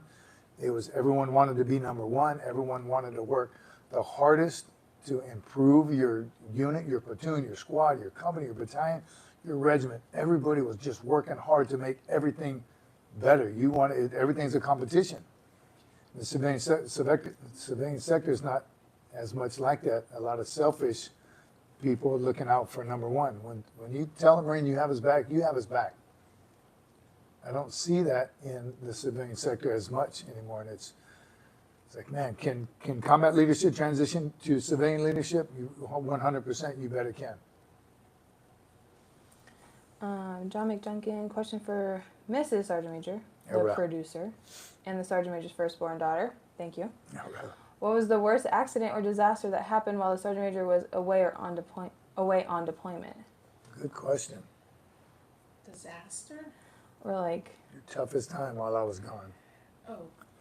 Finding out I was pregnant with number 4, and then finding out I had cancer on top of that. Remember that? That Yeah. was hard. That's when you were. Yeah. That's the only. Everything else was I was great. a drill instructor. No, no, that was later. that was in 05. Oh, When we went yeah. when you 2-5. brought us back to the mainland, and then you went right back Yeah, yeah. to Okinawa without us. Yeah, that was when I was on the MEU. You were first sergeant. First sergeant with 2-5 on the MEU in Okinawa. Eating yakisoba, going back to all my friends, taco rice and cheese.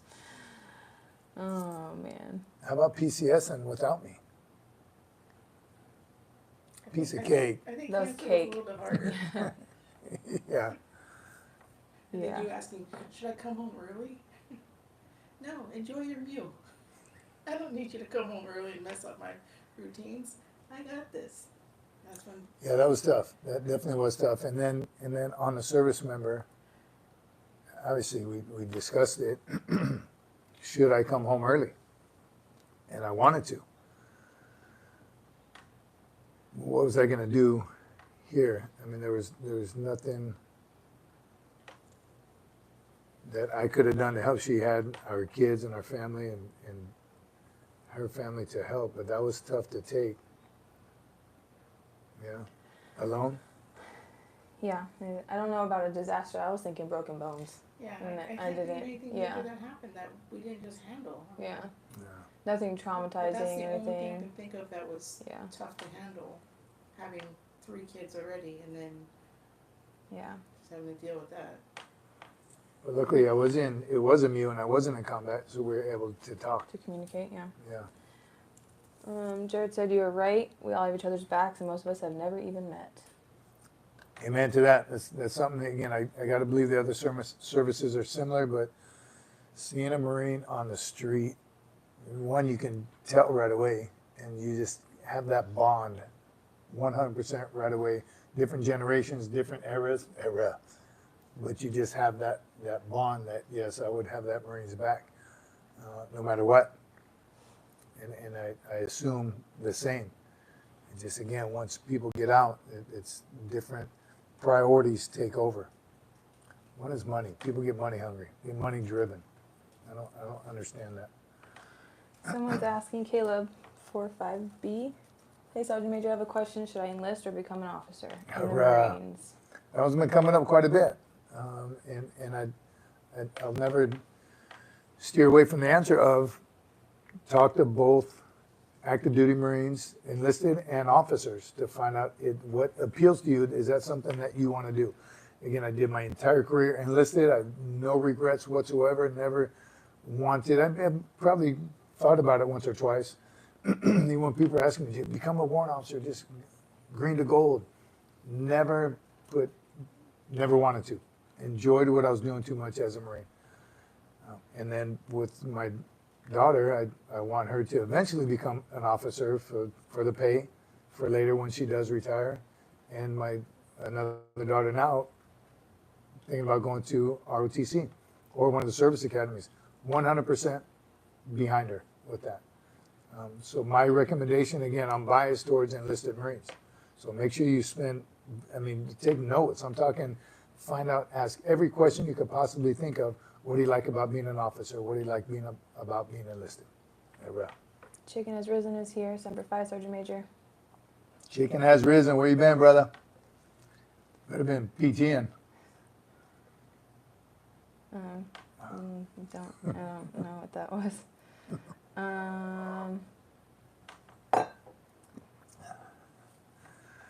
What else? What we got? Where's Carl? Trying to catch up on some things. We have number one, Cece here. Spent her whole life as a Marine dependent. Yes. Unclear Sumo, I have a question about jobs because I would love to do welding, but I would like to do artillery. They're both available. Both a thing? Yeah, they're both a thing. Both a thing. Artie was I did work with, I've worked with both, actually. As an engineer, we had welders. Even when I went as a first sergeant, I went to Material Readiness Battalion, had a bunch of welders. And then just throughout deployments, working with artillery Marines as well. I always envied the Artie guys because they always got to sleep in their trucks and a little more comfortable life. But I tell you, you want them on the battlefield with you. So again, which one could you use when you get out eventually? I'm guessing welder. If that's something. How I said do welding. Yeah, if that's something that you love, welders make great money. I've heard of, and kind of hard to get insurance. You got to pay a lot for insurance, but that's a skill that you're only going to get better at. Let the Marine Corps train you, right? Pay you to go to all those schools, and a skill you'll be able to use forever. Matic 358 is here. Good afternoon, Sarge. Can't stay long. I just want to say hi. 75, brother. Thanks for being here. Like and subscribe, all of you. Hit the like button. And you got to remind number one every now and then to hit the like button when she watches the videos later. I don't hit the It was like two. button. It was two that I saw. I'm going to check the rest later. Oh, jeez. My bad. Like and subscribe, please. Help us grow this channel. Double tap. Double tap the screen. If you're on your phone, easy peasy. Nice. Didn't know that was that easy. I didn't either. Still learning a lot. You know, my computer skills are just growing every time. Well, because you can't go down. Can't get any worse. Can't get any worse. Y'all have suffered through some stuff with me, and I appreciate your patience. We're getting better. 1% better every day. About 30 minutes down. Ask everyone to please leave their You ask them. leave their veteran their favorite VSOB. Your favorite veteran-owned small business. Did you add SB in there? Veteran-owned business. Leave it in the comments. What is your favorite veteran-owned business, small veteran-owned business, disabled veteran-owned business, anything veteran-related? some that we talk about on here quite a bit. Bob and 420 Network, Michael's Drones, RCs and Knives, the Max Belts, ANC. ANC Metalworks. Boom! I still got to get you that JPEG, Mike, so you can hook that one up. Black Rifle Coffee. Black Rifle Coffee, Aerial Resupply Coffee. Doc said SFMF merch. SFMF merch. Thanks, Doc. Appreciate you, brother. Get on it. We're traveling, but the shop is still open. SFMFmerch.myshopify.com. Order them up. Stickers. You even have notes and you got it right. I got it. I finally got it. It's been over a year. I've memorized it by now. The bacon wrapped stuffed chicken. LL Family Farms. Great, delicious stuff. So put them on there. Put them on there so everyone can see, support each other, subscribe to each other, like each other's stuff. Bob went live the other night. We were traveling. I couldn't do it while we were. Bob, let us know when you're going live again. Free to support each other. It's free to like each other's stuff. And that's what we do. That's why we're here. That's this community. That's why we're growing it. Salty's asking about that sticker. The new one? Yeah. You see this one? Waiting. He said, whoa, whoa, whoa, what's that Knuckles SFMF sticker? Oh, it's invisible. This is new. So yes, I got my butt chewed over this one. And I think she's going to get one now. I didn't know it was clear. So if this cup was black, you would see black behind it. Well, I guess you wouldn't see any of it because the letters are black. But if it was green, Terrible example. yeah, terrible example. You would see green behind it, so it's clear. And I think she's going to get one right now. They're right here. That's tough. Really I see tough one new in the- sticker, and yes, a new cup. Traveling, really In like the that one. Celsius box. I can show that one too. Oh, no, right here. Merch, I'm telling you. Yeah. Two we're gonna check out. Here you go. No. Look at this Get one, outta a here. collage of them, and tell me, I can't see the camera, so. Right there. The favorites are on there. You see the knuckles, boom. You see the new one right Are there? those knuckles white, though? The nipples aren't clear on that. These ones are Oh, trying to peel it off to show. that's it, available in the merch shop. Do this one. Yeah. Oh, here we go. See, I didn't get this, and I kind of got my butt chewed for it. So it's a clear sticker.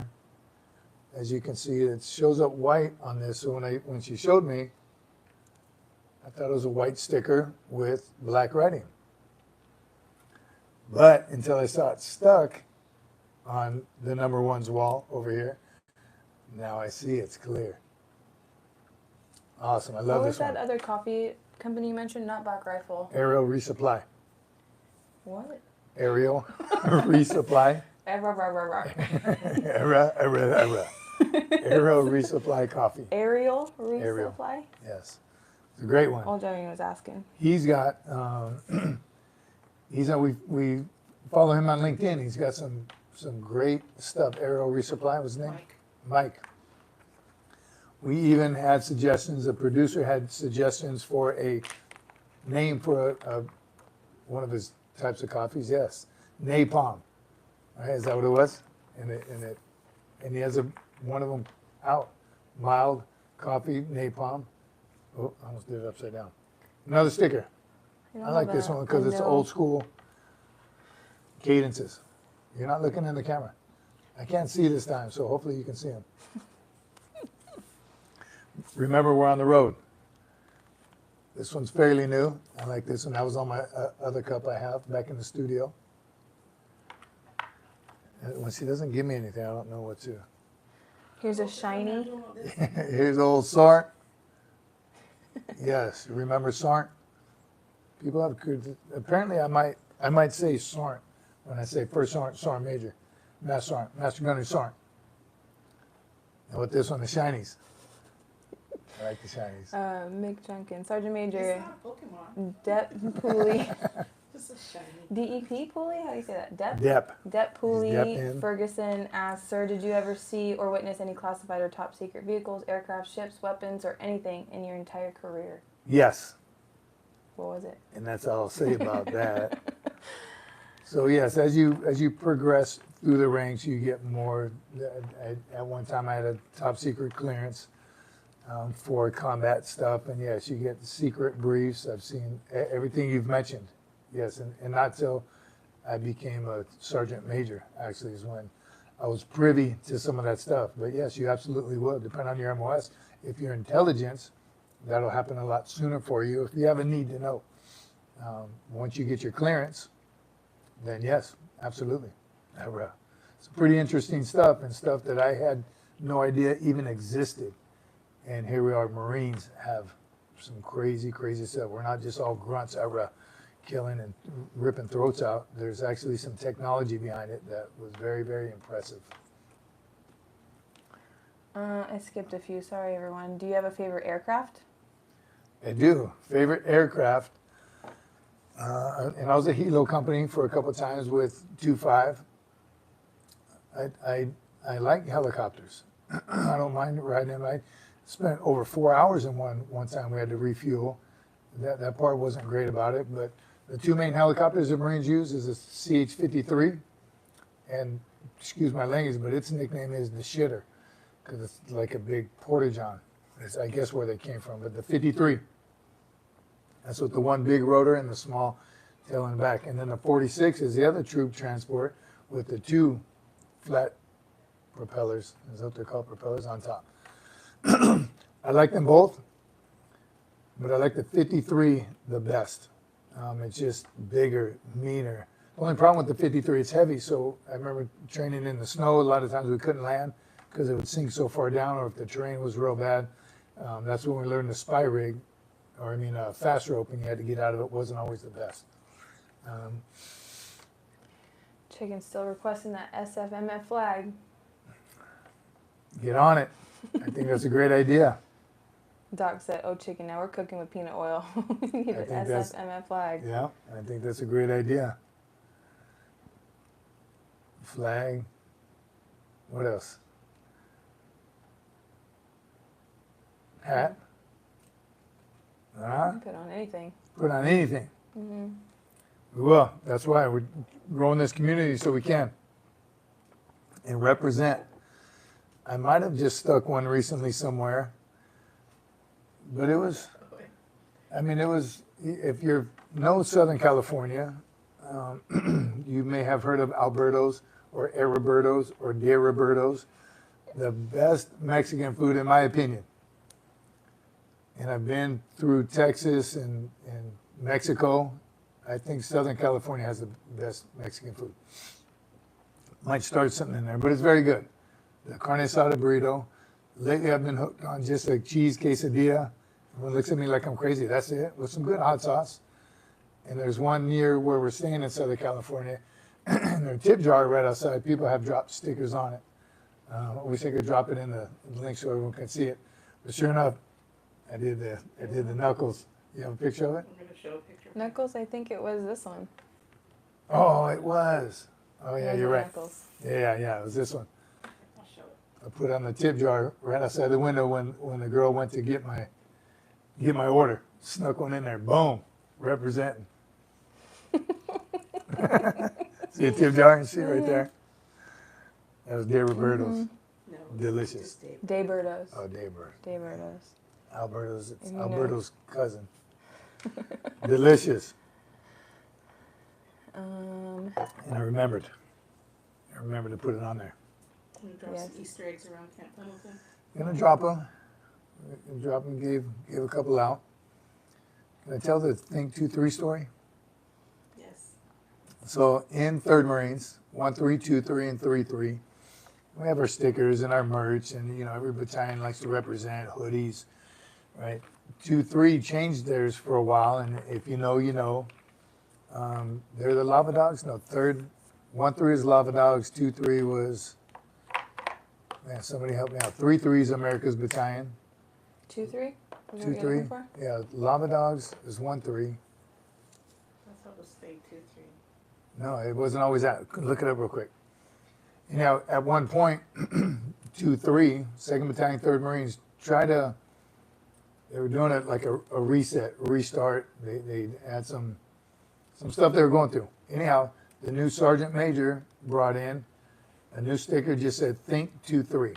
Island Warriors? Island Warriors, yes, 2-3 is Island Warriors, and they still are. That'll never go away, just like Lava Dogs and America's Battalion for 1-3 and 3-3. Island Warriors. But they wanted to start fresh in next deployment. Here we go, start a new chain of command. Think 2-3 was their motto, call sign. And the other battalions, we kind of ribbed them a little bit, really, think 2-3, but the premise was to think 2-3 before yourself. Think about your unit before yourself. So I liked it. Once I heard that, I was like, man, too late. I can't steal it from them now. But they pushed it so hard. The sergeant major made, I think, 1 billion stickers, just black, something very simple, bigger than this. So it just said, think 2-3, black background, white writing.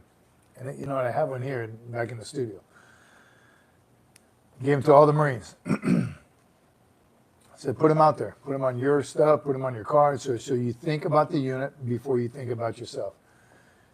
And I swear to you, I started seeing these stickers en route to deploy in Germany, and wherever you stopped, in porta-johns everywhere, in terminals and places. There's probably one on that same can at Deberto's, because it was such a massive, simple thing. Think 2-3. So that was my goal. When I slapped that one on that can, I want to show up somewhere. Like the guy said a couple weeks ago, he was going through the airport, taking his son to go to boot camp, and he saw a guy was wearing an SFMF shirt. That's where we need to tag it, right? Someone said, what did I tag? What did someone say? You're promoting tagging stuff. Oh yeah, you're telling Marines to go put stickers all over the Marine Corps base? Why not? Go for it. So, hook it up. Order them up. Fist. Love that one.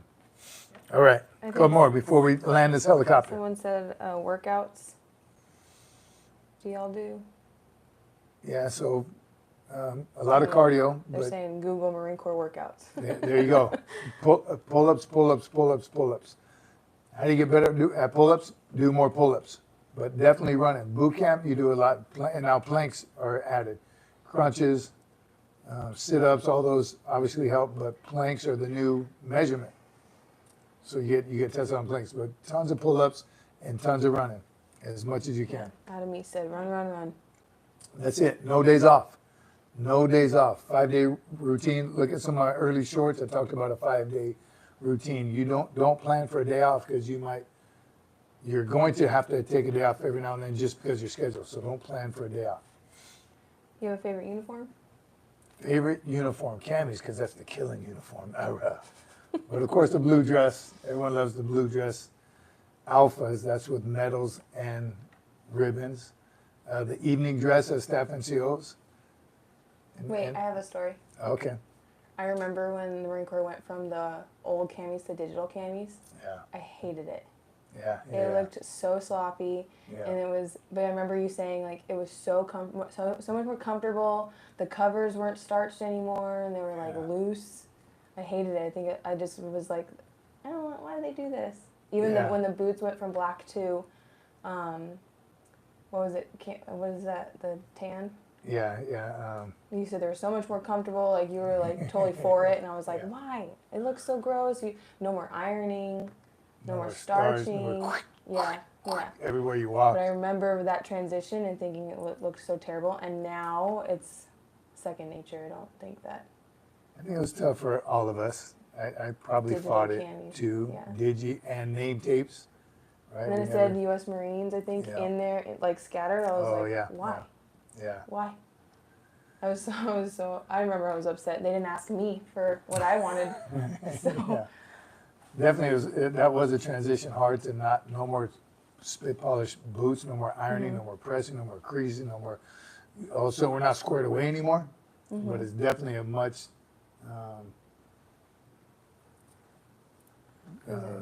I mean, it's better, but it's for combat, for the purpose intended for that uniform. Everything. You didn't have to waste time on pressing it out and starching and all those things. It became a more practical, is the word I was looking for. It is a much more practical uniform. Can we talk about our new bag? Ah. Talk about Majority of the people's names are on there. Okay, you're gonna have to read it. You could tell. One more addition from the producer. Depends on what you order, but that's the new packaging. New packaging for SFMF merch. It's a bubble envelope. Bubble envelope. But on the back side, or on the front side too. Oh no, just the back side. Hidden. Hidden Just in like in there our camis. are some of your guys's what is it, screen name? On there, Yeah. says Can you see it? Doc Holly's name is on there. Yeah. Say it so they can hear you. Everyone's There's selfies Screen names name? on there. yes. Not everyone's screen name, but just the ones that are dedicated, motivated to be here every Wednesday, Sunday. Chicken. There it is. So yeah. Nice. Yes. Padded envelope, Just a padded. little shout out. Little shout out. Appreciate your support. I'm guessing you put the stickers in that. Doc Holiday said, "Heck yeah, I made it. Much love." Salty. I saw my screen name. It was exciting. It was cool because it's part of the community. That is the producer is on it. Mm-hmm. Wish I could say it was my idea. Yeah. If you weren't here, I would take the credit for it. They cropped it, Gunny East, but it's on there. Where are you? Right there. Lake Cook said, "Good to see number one brings me back to active duty days. Good times." That's right. She was a baby. I remember you guys' poker nights. Yeah. Barely, like barely. Michael Jones says, "URAH." Old Jerry, no spit shine. My company CEO thought my Hershey bars were core frams and passed that inspection. That's awesome. I told you, I was never that great at spit shine. I loved to do it. That alone time you had with it, but I sucked at it. I wasn't good. 10 to go, Carl Green. Thank you. Gunny East got rooked. Aw. Congratulations. Sorry. I can't believe it. I'm on the cover of a magazine. You feel like, what's the name from? Mike Wazowski. Mike Wazowski. Maybe the next batch. We'll have them move it over. They cropped it wide. It was supposed to be wide, and they went narrow, so some did get. But his name's on there. You're there. He's We're there. getting everybody. We're getting everybody on there. Yeah. Doc We'll do wants to around know two. if his order will be placed in that new package. Heck yes. Well, I Yes. don't know. Did Oh, it get sent it said there? last week. Oh, He said he placed it last week. did I already ship his? I don't know. I think I'll tell you Monday. When I get back to the studio. Or you might just have to order some more stuff. No.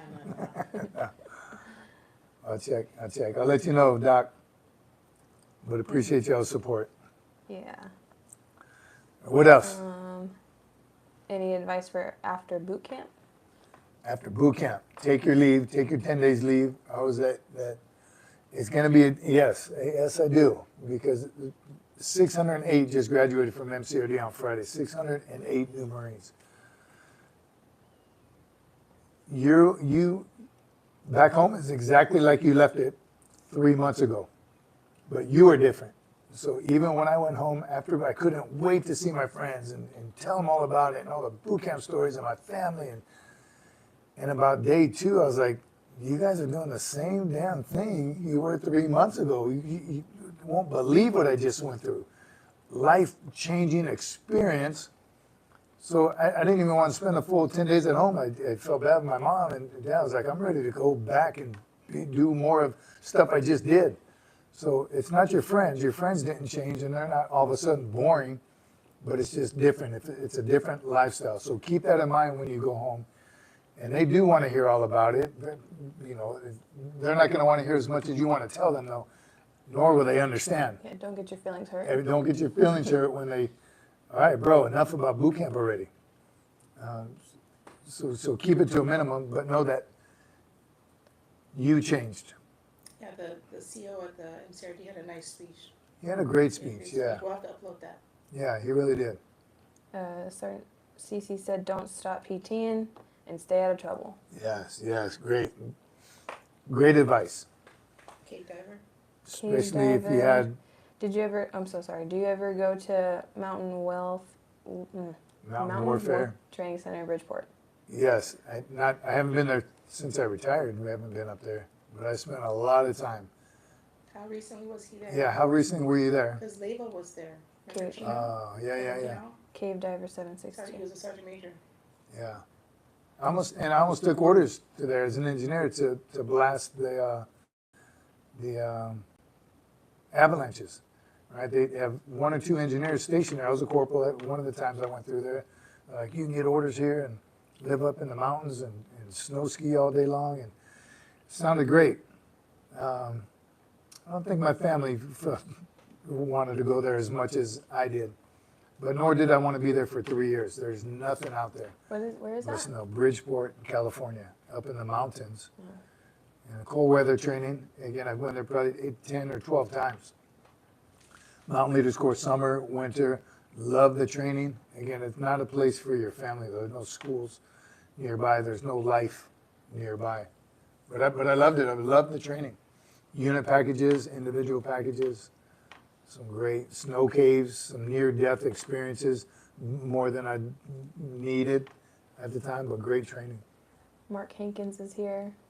Mark Hankins, good to see you, brother. He said Getting ready to sign off. many of my friends wish they had served now. Oh, brother. Talk to some friends back home, same. Different life, different lifestyle. Jared wants to know if they still give you moon boots for cold weather training. I gotta imagine they do. So yes, boots that go over your combat boots. Again, the last time I trained there was about 15, 20 years ago. The cold weather gear has Dang. improved tremendously. You're old. Yeah. From the first time with the wool gloves and wool socks, all that stuff is out, brother. They got much higher speed gear that you're still gonna get cold. People probably still get frostbite, but it's much lighter and it's much warmer. But great gear out there, great training. Olea said, let the freezing emoji. Never made it to Bridgeport. Yeah. I never even heard of it. Again, we never went there as a family, but Yeah. as an engineer, I went there a lot. 420 said, it's time to hit the like button. Hit that like button. Smash it. Like and subscribe. Tell your friends.